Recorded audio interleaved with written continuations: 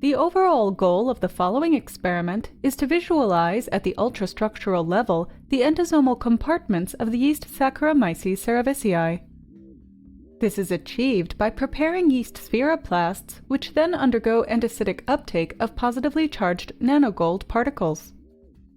As a second step, the sample is fixed and sectioned to obtain ultra-thin cryosections of the cells.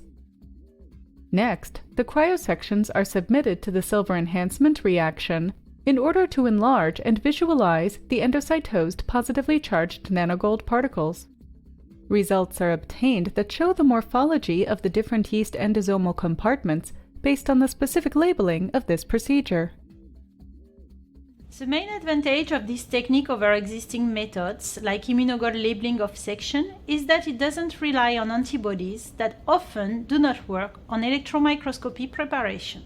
Although this method can show us insights into the endolysosomal system of the yeast Saccharomyces cerevisiae, it can also be applied to other eukaryotic models, such as other yeast and mammalian cells.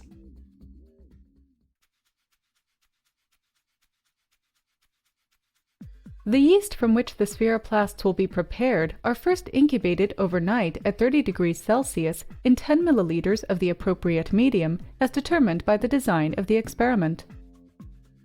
On the following day, after measuring the optical density of the culture at 600 nanometers, dilute the cells in the same culture medium to an OD600 of 0.2 to 0.4.